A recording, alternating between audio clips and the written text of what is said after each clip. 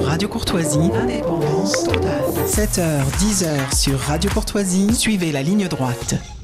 Vous le savez, chers auditeurs, nous tentons de ne pas oublier ce qui se passe ailleurs en France, loin des hautes sphères politiques. C'est la raison pour laquelle nous retrouvons ce matin Nicolas Boutin pour une petite parenthèse au milieu de tous ces entretiens sur le nouveau Premier ministre. Nicolas Boutin, journaliste chez Valeurs Actuelles, mais vous le connaissez. Bonjour Nicolas. Bonjour Liselotte. Alors aujourd'hui, vous allez nous faire le point sur cette atroce histoire de viol sordide. Oui, Liselotte, on a encore en mémoire en fait les propos, le témoignage poignant d'Harmonie Comines, vous savez, la veuve de ce gendarme qui a été renversé lors d'un refus d'obtempérer sur la Côte d'Azur la semaine dernière. Eh bien, la France révèle aujourd'hui une nouvelle figure de la bravoure, celui de Gisèle Pelicot. Derrière ses lunettes teintées, cette septuagénaire toute frêle, le visage marqué par les âges et par les épreuves de la vie, se tient debout, droite et prêt à livrer la bataille de sa vie. Rien de prédestiné pourtant, Gisèle, à se présenter devant les caméras, encore moins devant la barre de la cour criminelle d'Avignon, celle qui pourrait être notre mère, notre grand-mère ou notre amie, mener une vie a priori paisible à Mazan, un village du Vaucluse situé à l'ombre du Mont Ventoux.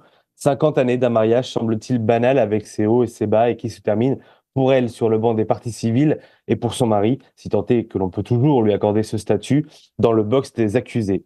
Un procès hors norme, celui de l'horreur, de l'abomination, qui a débuté lundi dernier et qui doit se poursuivre jusqu'à la mi-décembre. Ça va être très long. Ce petit bout de femme a été livré en pâture à des inconnus, avides de ses vices sexuels durant une dizaine d'années et à son insu, avec une froideur extraordinaire, Dominique Pélicaud donc a monté une entreprise du viol à son domicile sur sa propre épouse, plongée dans un sommeil profond.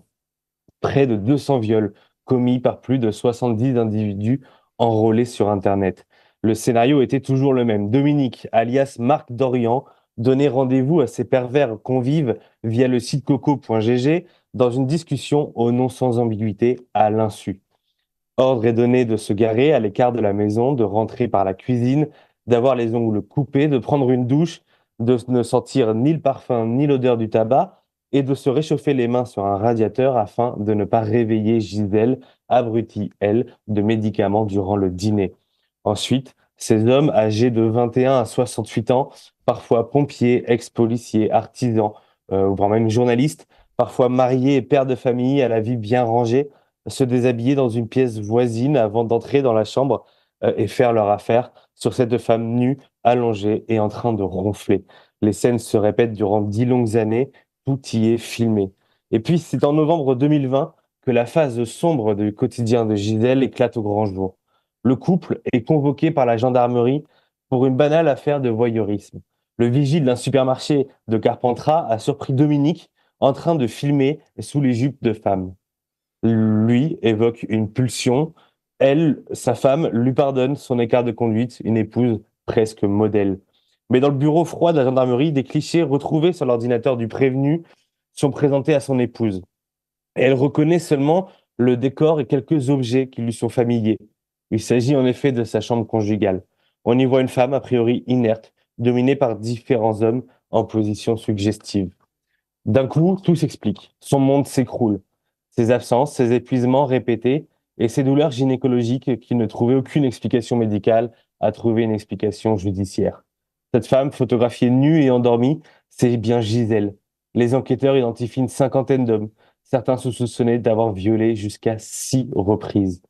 Pour la première fois, la victime Gisèle Pelicot affronte les yeux dans les yeux ses agresseurs et son bourreau. Un bourreau qui, selon le Parisien en 2022, aurait pris plaisir à inviter des extra-européens pour punir de la prétendue xénophobie de son épouse. Le vice poussé à son paroxysme, qui n'est pour l'heure plus question lors de ses premiers jours d'audience, l'article du quotidien ayant même été supprimé des réseaux sociaux après avoir ressurgi. Mais c'est avec un courage et une dignité dingue que Gisèle Pelicot a raconté comment ses 50 ans de mariage se sont écroulés en l'espace de quelques secondes dans ce bureau froid des enquêteurs. Mais la honte n'est pas chez la victime souillée dans sa chair. Gisèle a décidé d'apparaître au grand jour, le nom d'épouse rendu public. La honte doit changer de camp, dit-elle, avant qu'elle ne retrouve des heures plus ou moins paisibles sous son nom de jeune fille après le verdict en décembre. Personne ne comprend comment Gisèle Pelicot est toujours debout à la barre après de longues heures de témoignages hier, mais elle ne s'est pas effondrée. et elle a déjà gagné. Pour moi, le mal est fait, mais je parle pour les autres, dit-elle à l'audience, pour que ce procès soit aussi celui de la soumission chimique. Une mode, vous savez, qui consiste à droguer quelqu'un à son insu pour commettre un crime ou un délit, souvent de nature sexuelle, et qui connaît une hausse de 69% des signalements en un an, selon l'Agence nationale de sécurité du médicament et des produits de santé. On retrouve désormais cette pratique dans les boîtes de nuit, dans les festivals, jusque même dans les appartements privés de sénateurs, ou encore dans les foyers anonymes de la France, parfois déclassés. L'histoire le montre, même les soignants reconnaissent être dépassés par ce fléau, incapables de le déceler. Une mission gouvernementale sur ce sujet avait été pourtant lancée en avril avec à sa tête la députée MoDem Sandrine Josso, elle-même victime de ce procédé. Les travaux ont été stoppés avec la dissolution.